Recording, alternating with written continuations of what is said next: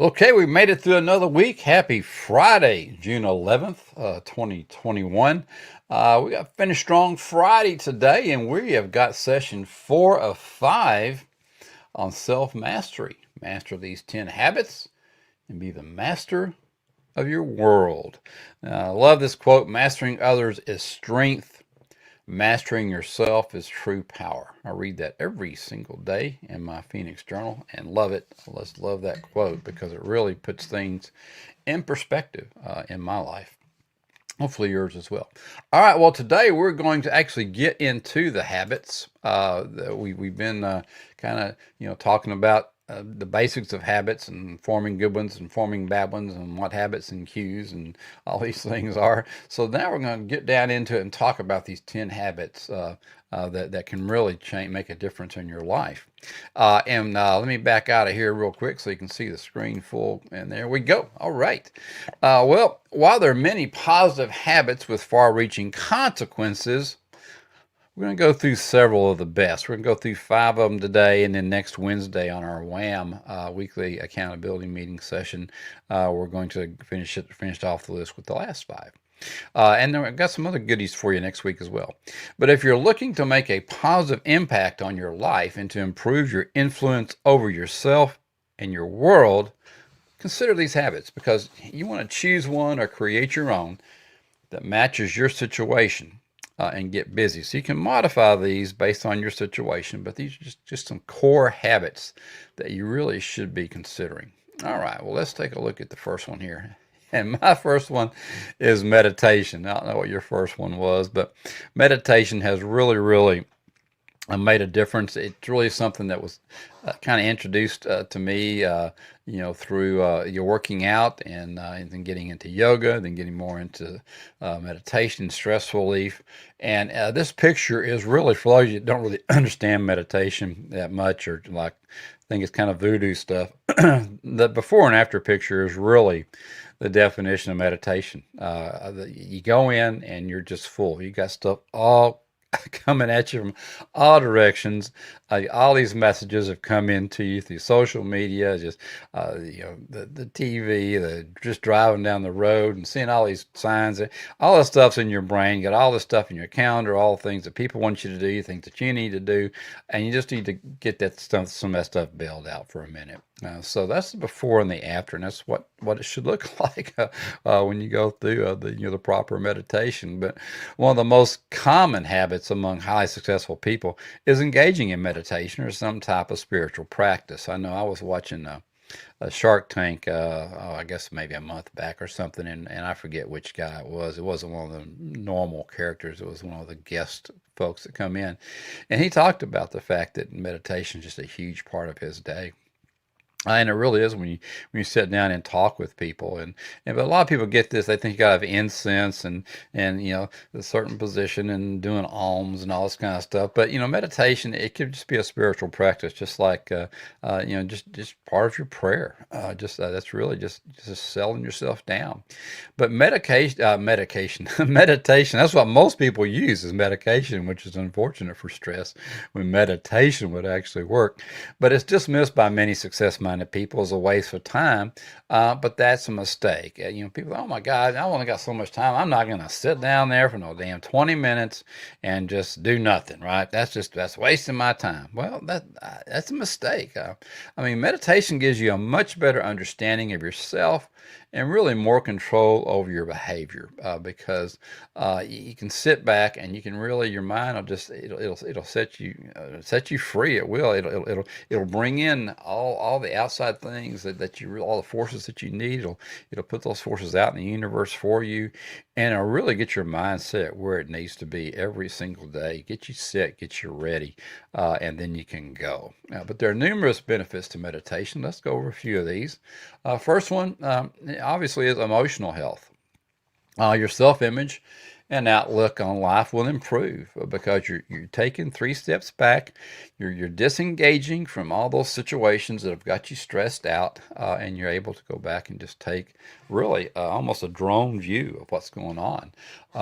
And then meditation has also been found to decrease symptoms of depression. So you sit back and like I said, just take it easy and deep breaths and calm down. And the instant of positive thoughts is going to increase because you're there. And it's just you're just going to settle down and let that positivity come into yourself through your breaths and just again just going to calm you down and get your spirit in the correct place. Attention span is enhanced. The intensity of duration of your concentration is increased, and over time, that's one of the biggest problems with folks starting or issues. People starting with yoga, with I got medication, yoga, I got everything in my brain. With meditation, they just can't concentrate. Well, it's like anything else. It takes time. It takes practice. You'll get used to it. Your brain hasn't done this before, and it's just used to racing, and you've got to get that thing settled down. Especially some of the younger folks out there who just can't live a day without your cell phone in your hand. I mean, you can't go through a minute without it. It's got to be with you all the time. Let's get rid of the tech and let's get back to what God gave you and just work on your mind. You'll be able to stay on task longer, and you'll be able to get more accomplished because again, you've set yourself up properly for the day. And you can do these in the morning and in the afternoon. You can do them in the evening. You can do them in the middle of the day whenever things start to get kind of crazy for you. Just disengage for a little while. And you don't have to do a 20-minute one. Just do a little 5-minute one at your desk. And also, help your brain in later years. I probably should have started way earlier. As far as I'm concerned, but memory, mental quickness, and attention are enhanced in seniors that meditate regularly. I've known some folks that met some seniors that I mean, just super, super sharp, and I visit their house and go, oh, wow, you have a whole room here that you've been doing this meditation for a while, huh? Yeah, I have, Okay, well, cool. Let me give that a shot. They've even been some dementia patients that have shown improvement through meditation. And we're not here to do any medical claims. We're just here to say these are some things that we've seen as benefits. Definitely lower stress and reduces anxiety. There's really no doubt about that. It's been shown to reduce the symptoms of social anxiety, phobias, panic attacks, and obsessive compulsive disorders. So if you got some issues, I'm not saying get off your meds. I'm not saying don't see your the person that you're meeting with, your counselor. I am saying try meditation and you'll just settle things down. And it'll also reduce the general level of anxiety that you experience every day. It just will. Centering yourself, talking to the source of all your power, and again, just letting yourself settle down. And self-awareness, obviously. You learn much about yourself and your thoughts when you meditate regularly. Because as you get going, your subconscious understands what's going on. And finally, you're getting down to where what I call the rubber meets the road. You've got all these goofy thoughts. They're out of your head, and they know not to be there because this is time for deep reflection, and you really get to the core of in the heart of the matter with yourself, and the importance of this point. It just can't be overemphasized because you do learn a lot about yourself through meditation. So. Let's pay attention. Now, there are 2 general styles of meditation. For our purposes, you're going to have seated and walking. And most people think of meditation as seated, right? And when you're seated, there's several traditional styles, almost always with your eyes closed because you have to have your eyes closed just to concentrate and focus on your breathing, or just maybe just partially open, but closed is really better. But you've heard of the lotus position and the half lotus and the Burmese and the zafu, which is with a pillow. underneath you, or seiza, or just a chair. You can just sit in a chair. I mean, a lot of folks, I can't get down on, I can't cross my legs. Like, well, you don't, that's not, the point isn't that you have to learn how to pretzel yourself. The point is for you to get comfortable and calm, so that you're not really tensioning any muscles, and you're just breathing. And seated meditation does just focus on the breath, and it's usually in for three, hold it for three, and out for three. It's a three count, and just and you're breathing in through your nose and out through your mouth, and it's making it happen. So feel the air moving in and out of your nose. And when thoughts pop in your head, return your attention to your breath. And it's because you're going to have a lot of things come in. You're going to maybe hear a little noise and you go, oh, yeah, I got to do that. No, I got to hurry up and get through this because I got to do that. No, this is your time. So just concentrate on your breathing, and we'll get into this a little bit deeper later. But notice how thoughts just randomly come into your awareness. They're just going to be popping in and popping out. But the key is not to engage with these random thoughts. We're trying to, again, that brain's full of things, and we want to break that down. Maybe just 4 or 5 little things that really are important, and just let them go and return to concentrating on your breath. Now, if you're in the Facebook group, you know that I put out a meditation not too long ago because in Beachbody On Demand, we have a whole series on just meditations. Really, really good stuff. That's worth $99 a year right there just to get those things. But I put one out there for you so you could you kind of practice, and we do a lot of these things A to B from anyway. So we got a lot of meditations out there for you in the network. But walking meditation. Beauty surrounds us, but usually we need to be walking in a garden to know it because we don't get out. We don't get out and see the beauty in life. And walking meditation involves doing an activity while you're focused 100% on the task at hand. So you could be walking, washing dishes, mowing the grass, or driving to work. And I tell you, when I get out there, we have a lot of grass, land, so I can spend half a day out there messing around.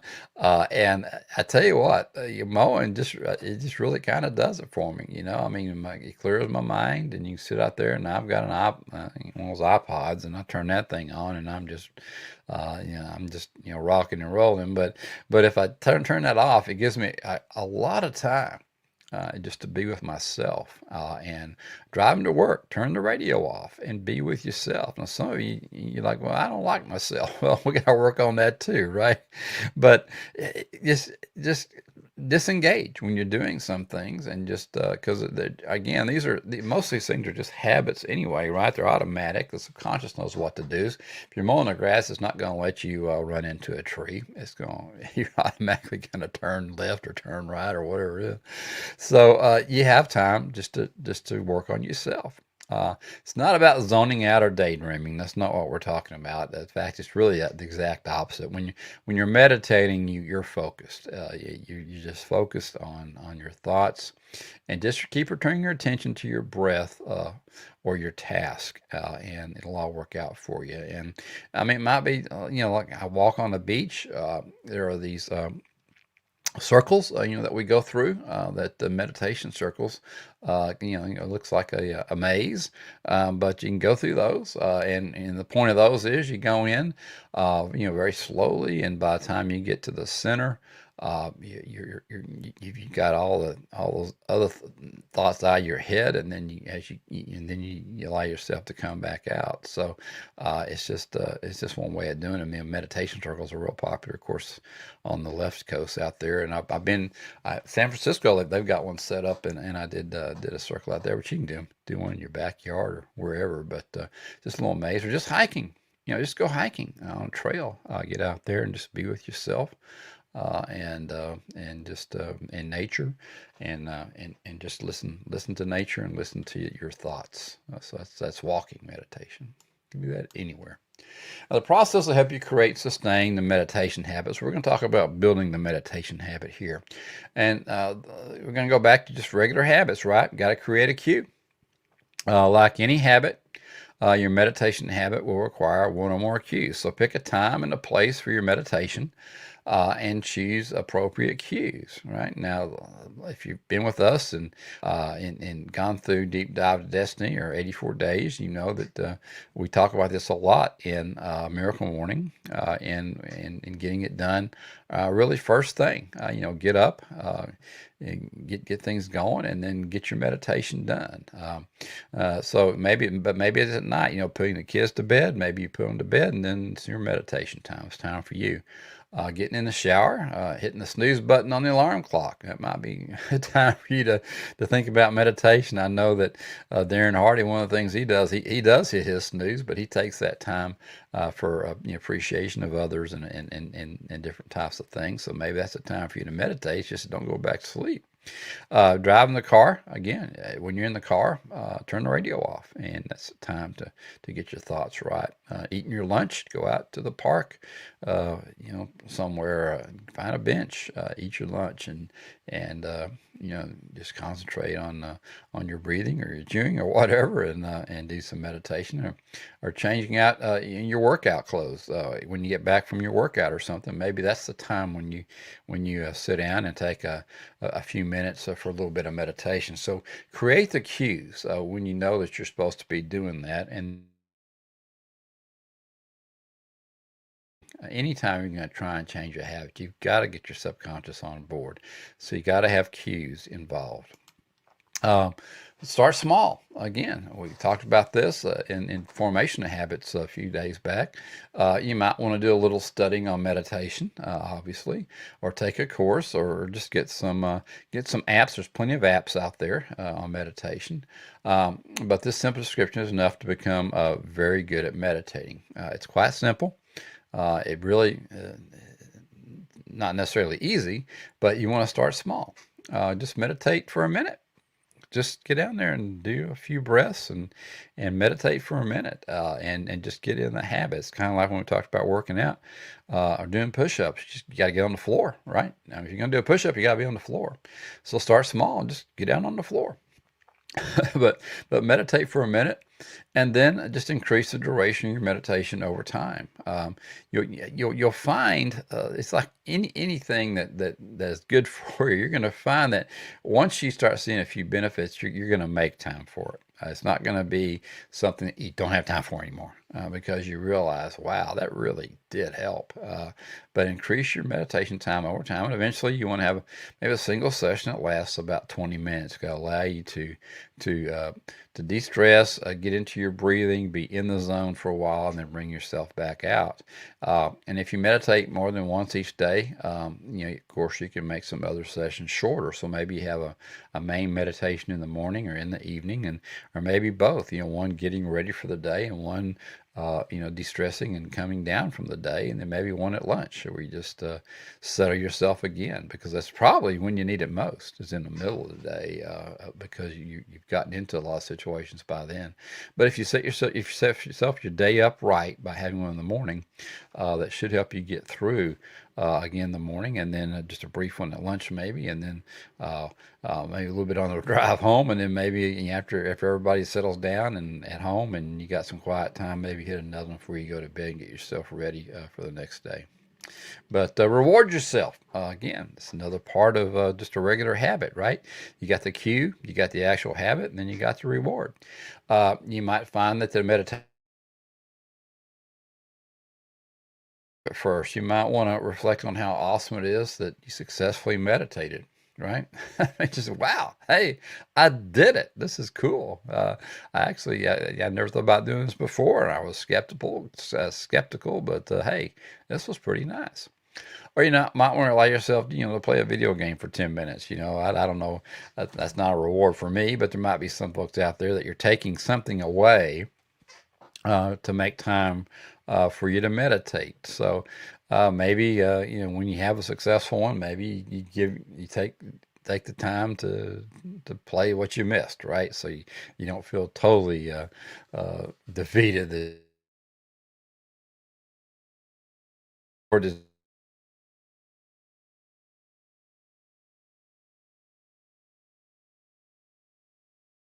one of the most important habits that you can develop, and it's also a wonderful way to interrupt your bad habits. And that's really really key there. It's going to help you interrupt bad habits. If you got a big decision coming up, I would definitely talk about putting that in meditation. We talked about in our weekly challenge the difference between stimulus and reaction, and that middle time is really time where you should take a little time to meditate and be sure that your response to whatever the event is the proper one. And the only way to do that is to literally take 3 deeps and get some meditation time and prayerfully consider what your response is going to be so that your outcome is what you want it to be. All right. Well, let's look at. I love this quote by Gretchen Rubin. She said, "We can use the willpower to. We can allow the extraordinary power of habit to take over. At that point, we're free from the need to decide and the need to use willpower." And that's from her book Before, Better Than Before. But when you feel yourself triggered to perform a negative behavior, just go ahead and meditate instead. It's one of the best ways to shortcut your bad habits, and you'll feel better too. And again, it'll just become automatic for you. You'll make this a habit of pausing. So when you get that trigger to do something bad, just meditate on it, and I guarantee you, you'll deviate from that bad habit. And it's one of the best ways. When you're looking at your habit tracker every day, is to make sure that you get these things accomplished. Is you want to shortcut them, and the best way to do that is just taking a pause and doing a little meditation and thinking about it and moving forward with the right thing. So let's look at meditation. Spend a lot of time on it because I really do think it's just super important for you. All right. Well, number 2, read and learn. We have never ever. If you want to become successful, it's important that you learn and continue learning. And again, reading is an excellent way to accomplish it. But I tell you what, for me, we do deep dives. You got to deep dive into this stuff. You got to get your highlighters out. You got to get your sticky notes and your post-it notes and all these things. And you have to really take apart these texts, because the reason why these were written, well, a lot of them were written just so people could make money, but the real purpose of writing them should have been, for most of them it was, to help you and to help you implement what these folks have uncovered as being successful habits and traits and ways of doing things. So you just don't want to read it, you want to learn it.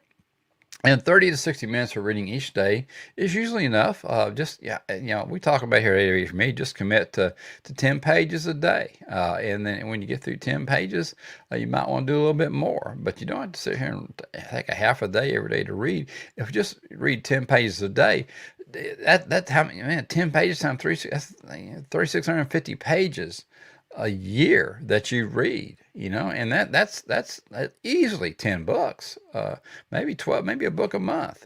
Just read 10 pages a day, and it allows you to increase your knowledge of the world and any subject that's important to you, so you can expand out on different things. Maybe you take 10 minutes in the morning to do some self-help or something like that, and then you take 10 minutes at night to just do something that's fun for yourself, that doesn't have anything to do with personal development. Maybe just a nice fun topic that you want, or maybe some fiction, right? Some trash in your head. But anyway, think about what you could do better, or how your mind would expand if you only had more knowledge. I mean, the key to life is knowledge, really. You might want to know more about online sales tactics, public speaking, or, maybe why industry failed if you're starting a business, or look at some industry stats or something. So pick out some things that really, really are of interest to you. And perhaps you have an interest in learning how to write. So you can create your own, masterpiece or your own novel. So there's a lot of things you can do, but you're not going to learn anything if you're not reading. The information's out there. It's just everywhere. You just need a habit, need to get in the habit, that knowledge of getting that knowledge into your brain, and daily reading habit will accomplish it. So read and learn, and let's get that rolling. That's one of our keys here, A to B for me. Read, learn, and implement. That's the only way to get it done. All right, well, let's look at read, learn, implement. These are the top 5 ways for creating a reading habit. So we're going to talk about number 1, determine what you want to know. You got to know the purpose of really, you're not going to read it, because if you haven't figured out what you want to know, then you really don't have a mind map to get there.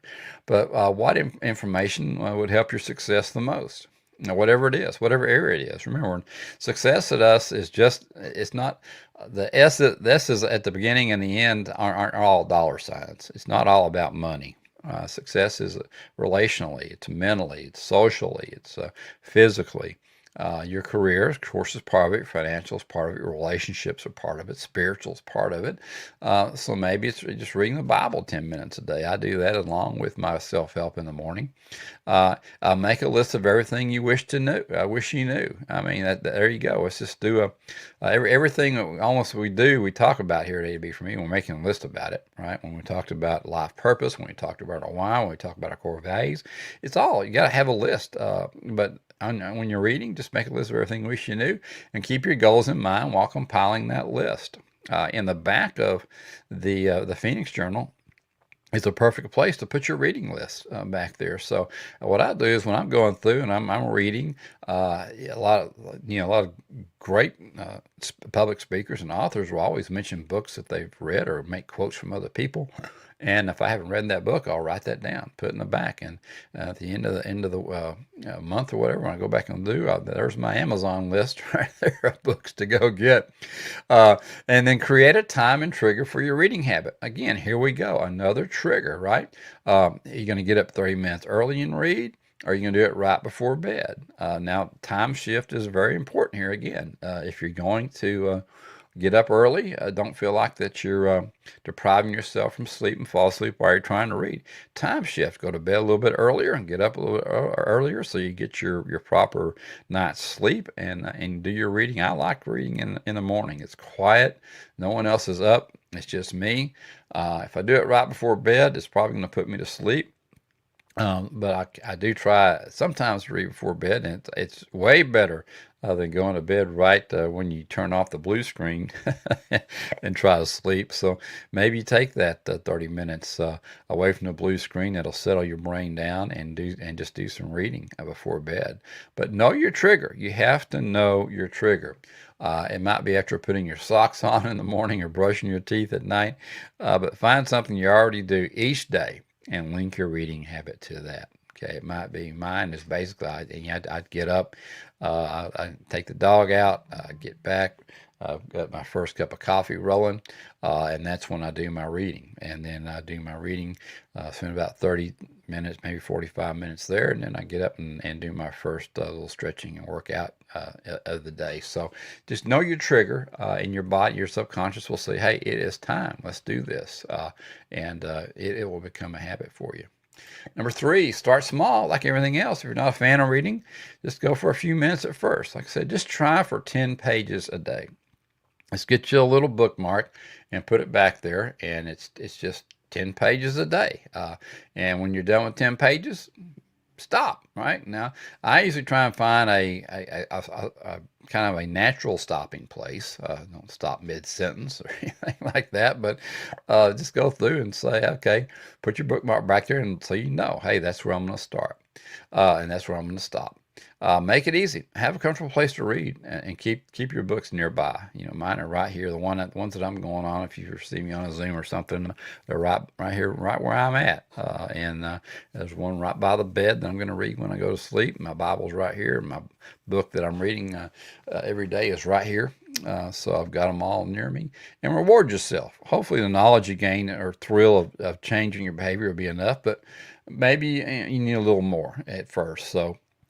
But the best gift that you can give yourself is a habit of reading something helpful each day. I'm telling you, it's going to make a huge difference in your life. Some of you out there hadn't read a book since you got out of school, right? I mean, you had enough of that. I mean, and you probably weren't reading them back then, right? When I was in college, I was always buying Cliff Notes because I didn't want to read the whole daggone book. I just read the Cliff Notes, right? But there's no limit to what you can learn or become if you read regularly and determine what you need to know and allow your reading habit to make it happen. And sometimes when you go back to that first step of what do I want to know, sometimes it's just a matter of maybe you want to go out and just start reading some covers. Maybe go out there and get some. Just go on Amazon and read some descriptions of what it's about and see if you really want something you're going to do it. But we want you to read, learn, and implement. So, and then, of course, you can get into some of our deep dives, and we'll take these things further. And if there's something out there that you think we ought to be doing a deep dive on it that would help other people, let us know. I'll be happy to look into that and put together a deep dive on it. All right. Number 3, learn from your mistakes. Okay, we're talking about failing forward here. And I love this quote: fail early, fail fast, and fail forward. Because leverage your mistakes and make the most of them. That's the point. I mean, you don't want to get down and out and all frustrated by them. Just leverage them, because mistakes and failures are regular occurrences, and until you get that in your brain, in your subconscious, that they're just regular occurrences, and they're everybody. Who's working on big goals is going to have failures and mistakes. That is part of life. And ideally, you're not going to repeat the same mistakes. Now, we do, and we go, duh, I can't believe I did that again. But you want to try not, so leverage them. Because if you continually make the same mistake, well, that's just another definition of madness, right? It's just insanity. Like, man, I just can't believe. I knew that wall was there. Why do I keep walking into it? But it afflicts nearly everyone, and we'll sit there and we'll do the same damn thing time and time again and think it's going to change, right? And a lot of times you may change if you're a serial entrepreneur like me and you've done several different things. You may try the same dadgone strategy that didn't work somewhere else, and you're going, well, okay, why did I think it would work here when it didn't work there, right? But it's challenging enough without making it harder on ourselves by doing something over and over again. So you have far fewer mistakes in your life if you only made new mistakes, right? I mean, there's enough new ones out there, and that's really what's going to get our growth anyway. Is getting out there and just fail some more. I mean, get out there and just make fail a friend. I mean, don't accept it, but I mean, but don't accept it as defeat. Just get out there and say, hey, yeah, I zigged, I should have zagged, right? That's okay. I'm still alive. Fail early, fail fast, and fail forward. And I love this quote by Dale Carnegie when he said, feeling sorry for yourself and your present condition is not only a waste of energy, but the worst habit you could possibly have. So don't feel sorry for yourself and get into a pity party and the woe is me crap if you have some failures and mistakes. Everybody is failing, right? The overnight successes are the people who have failed for 10 years and all of a sudden they figured it out and they're an overnight success, and everybody's like, man, you're the smartest person on the planet. But all they did, they just had decades of just frustration, but they finally made it, right? So don't feel sorry for yourself. That's the worst habit you could possibly have, so let's don't go there. All right, here's what we want to do. Reflect, plan, and execute. We talk about this all the time, every day, every night, every morning, every weekend. Reflect, plan, execute. So you want to set aside a time to identify your mistakes each day, and hopefully that's in the morning or in the evening. But sit down once each day and review your day. List everything that went wrong. Now you've got your successes and your failures, so look at what went right as well. I mean, you may have eaten an unhealthy lunch. You may have got to, work late. You might have lost a big customer. You might have unintentionally insulted somebody, right? Or forgotten to get gas in your car. Missed your child's baseball practice. That's probably the worst thing right there. But stepped on a nail in the garage. Ouch! Just everything that wasn't the way you wanted it to be. And then you can plan on how to make things better, right? So if you don't reflect, how are you going to plan to change things? So don't just dismiss these things, but don't make them huge, ugly old monsters on yourself either. But just be honest with yourself and reflect and say what happened, and find a better way. Go through your list and develop one or more solutions to each mistake. Right? Well, you didn't eat a healthy lunch. Well, maybe you should have packed it. Right? You may do some food prep next week. You arrive late to work. Well, it's the traffic. Well, do you have an app for that? I mean, maybe just go a different way. Now, lost a big customer. You're probably going to want to really diagnose that and maybe get some peer help on that and figure out what happened. Unintentionally insulted a customer. Well, our coworker or someone. Well, that's unintentional is the key there. Everybody's got to understand. Hey, I apologize, and let's get past this. But just little things. I mean, post-it notes may help you. To-do lists. I've had post-it notes all over my car at times saying, "Hey, do this, do that, do that." But if you just got a planner, just get you. I tell you, a lot of this stuff in this number one would not be there if you just got yourself a Phoenix Journal or some type of planner and put in my ideal day for today. And this is what's going to happen, and follow it. And I guarantee you, your reflect, plan, execute thing, you're going to get the execute part. Okay, which is coming up here. Put your plans into action. Life isn't an intellectual exercise. Nothing happens until you do something, right? You got all these great things you think about doing, but you got to execute. So create a habit of this process. You already know how to do it. Remember, you have a cue, a trigger, and a reward. So in all these things, just put a cue, a trigger, and a reward in there. And by all means, just be consistent. Just got to be consistent and persistent, and you're going to win this game. But avoid the tendency to keep repeating the mistakes. All right. If you got that nail in your foot, well, go clean the garage, right? I mean, no more nails, but use them to adjust your approach, your results. You're going to make mistakes. There's no doubt about it. Just ensure that you make the most of your mistakes. In other words, fail forward. In time, you'll learn that failures and mistakes are actually helpful because they're going to teach you what not to do. And when you get all the not to do's out of the way, what's left? All the to do's. So don't worry about it every day. If you just stay on top of it, reflect, plan, execute. Maybe it's a midday thing as well. How did it go this morning? Well, what do I need to do this afternoon? As many times as you need to, but you're not going to be able to do it if you don't have a good planner, a good journal to keep you on track. Don't sit there and think you just going to do this by memory and, oh, yep, I'll remember to do that. Don't do that to yourself. There's no point of it. Daddy used to tell me all the time, yeah, I don't know why you're memorizing all those sales prices. Just put a list in your pocket and pull that out. People they don't expect you to memorize everything.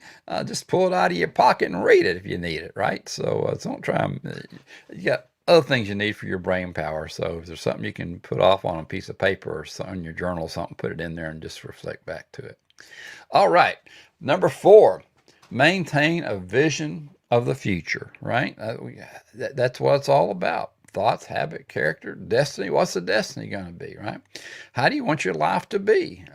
Again, what do you love doing so much that the words failure and success essentially become irrelevant? That was a quote that I've just picked up last week's Thrive Thursday. And I love that one now. But if you don't know how are you going to get there, right? I mean, if you don't know, where are you going? How are you going to get there? There's no way you could put a map together if you don't know what the destination is or what the destiny is. But having direction for your life is important. So a lot of people, they forget the plan. And if you forget the plan, you're done, right? Because you gotta know what the plan's all about. And goals serve the purpose of moving your life from where it is to where you want to be. And that's what A to B for me is all about. Where are you now and where do you want to be? And let's figure out how to get there. Well, We got to get there through thoughts first, then action, then habits, then character, then destiny. But you got to review the goals daily to keep you on track. Now, where in the world could you possibly put those goals? Well, maybe in your journal, maybe in your planner every single day. You got to look at these things, and probably at night too, right? Double dose yourself. And if you don't normally have a few goals, we got to make some. So this is pretty obvious. Some of you folks are just coming into us. We talk about this all the time. If you're in A to B for me, you're like, well, duh, no, you got to do goals. Well, trust me, there's a point in your life when you didn't, and there's a point in some folks' life right now that they don't, right? But keep the future desire clearly in mind. You have to. Andre Moreau said, if you create an act, you create a habit. If you create a habit, you create a character. If you create a character, you create a destiny. Now that is pretty much A to B for me right there. They just left out the thoughts, because if your thoughts aren't right, you can't get the act going. Because if your thoughts are messed up and you get into action and you stumble, or you zig when you should have zagged, or something happened, you're dead. You hit a roadblock, you're done if your thoughts aren't there first. So, but we look thoughts, action, and we create a habit, and then your habits create your character. Your character is obviously your core values, and then you create your destiny. So that's the way it rolls here at A to B for me. All right, review. All right, you got to review at least once a day. Pull out your goals and review them. Visualize the achievement of each goal, and that's part of what we're talking about with meditation. You want to visualize your day. You want to visualize what you want. You want to visualize that perfect day. In some of your meditations, notice the details. What are the details? Get your brain in there. What the mind can conceive and believe it can achieve. So you've got to get your mind to believe it. So notice the details. Now, in these details, what do you see? Who else is in there? How do you feel? All these things. These are the things that you want to get rolling. Visualize the achievement in those details. What do you see? Who else is there? And how do you feel? And then number two, whenever you feel like giving up, what do? Well, you go back to your goals. You review your goals again. We give up on our goals when our short-term discomfort becomes too great. Okay? And this is a result of having short-term focus. Reviewing your goals reminds you of your long-term why. We get in there in the heat of battle, and we just can't make things happen, and we're getting beat up because we're not looking at the long term. We're not looking at our why, and that's why your why has to be huge. What are you doing this for? Because I'll tell you what, you can go through a lot of pain if the pleasure is going to be so great, but if you don't believe the pleasure's there, and you don't see it, and you don't see who else is there, and you don't feel it, you got to have it in your core. You just have to feel it. Then all these short-term things, these discomforts are going to take you off track. So that's why we got destinies in all these different areas. It's not just financial. It's not, we talked about before, all these different goal areas, you have a destiny, and you got to have a big why there. Again, what do you love doing so much that the words failure and success are going to become irrelevant? What is out there that it doesn't matter? I'm going to get there, right? And this habit will keep your goals fresh in your mind just by reviewing them, and your motivation is going to be higher, and you'll be less likely to quit. You're going to be less likely to procrastinate because you want to maintain your awareness of the future you desire. And this happens on your vision boards. Have things sitting around, pictures, things that remind you. And I've got them on my right, I've got them on my left, I've got them on my desk, I've got them everywhere that I see when I go do something. I say, man, get back in there and get on it, right? You'll find it easier to maintain your purpose and direction if you have your why all around you. And again, and especially every morning and every night, you want to review these things, because you got to remind yourself why you're putting yourself through this, because again, if you just have short-term focus, you're going to be dead. So you have to have short-term goals. Obviously, you have a daily goal. You got to have your weekly. We have our weekly accountability meetings, right? Staying on track. Got your 12-week goals. You got your 12-month goals, and you've got your longer-term goals. But you really got to know what the end result is and get that why done. But you've got to review these things. Number 5. eat healthy and exercise. It's kind of important. You've got to be around. Life is, if you're gonna, I mean, if you're not around, what's the point, right? But life is much easier when you're fit and healthy. That's just all there is to it. There are many diets and exercise programs to choose from. We know they're all out there. Again, it's just the knowledge to make them happen.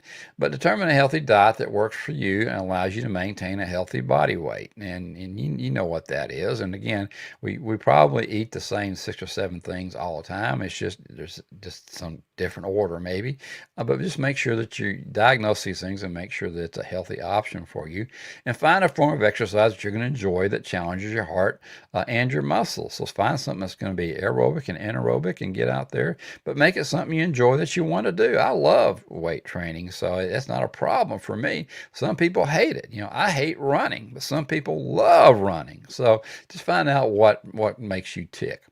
Again, some people like running with a little bit of weightlifting. Others enjoy a good game of tennis. Whatever it is, whatever's going to keep you rolling. But you want to have some weight bearing in there as well, so that you can strengthen those bones. And really weight bearing exercises are going to put more stress on your muscles, and they're going to have to tear them and rip them and then repair them, and it's going to help you keep your weight where you need it to be. But this is one of the more challenging habits to create. It always is, always has been. Everybody's that's first year is always going to be healthy, and this is my year, right? And then you fade away. With the urge to eat unhealthy foods is especially strong, and that is what derails us. A lot of times, nutrition first. Abs start in the kitchen. So if you're not eating right, forget the abs; they're not going to happen. So it all starts with eating properly, and then mixing in your exercise, so that you can get some load bearing and some aerobic to help your heart out. But the key to sticking with an exercise habit are making the time and finding something you enjoy. And it's not finding the time. It's making the time. And that's why the Miracle Morning is so very important, I believe, because you get so many things out of the way very quickly in the morning. You have all these early successes. You've had some meditation, you've had some exercise, you've had some reading, and you've reviewed your goals and all these things. You got them all out of the way early. And you have the successes ahead of you. And if you got time in the afternoon when you're stressed, go ahead and do another meditation, another exercise session or something. But don't. And if you go out and you eat a nasty old meal, you're going to be in no shape to do anything in the afternoon. If you meditate, you're going to fall asleep. You're not going to want to exercise because you're so bloated and full. But just take a look at your diet on a daily basis, and then make it part of your weekly plan. When you're going to do this, get in your habit tracker. What are you going to eat? And make it happen for yourself. All right. Well, that's it. Next time, session 5 of 5. We're finally going to get to the last 5. So I know that you're going to enjoy those, but I'm going to hop back in here for you. Went a little long today. And again, these things do take a while. So I wanted to make sure that you did have what you needed to get you through the weekend. So you got some time to review these and maybe go through this again over the weekend. Next Wednesday at our WHAM session, we're going to finish it up with the next 5. And hopefully you can go back and review the whole thing and get them all down. I hope you're taking some notes on these things and making sure that you get them done. But if we can do anything to help you, always reach out to us here at A to B for Me, because that's what we're here for, to get you from A to B. So, duh, that's a pretty good name, right? Well, all right. Well, have a great weekend, and keep moving in the direction of your dreams. And I will talk to you on Monday. We'll have a great weekly challenge for you on Monday. But until then,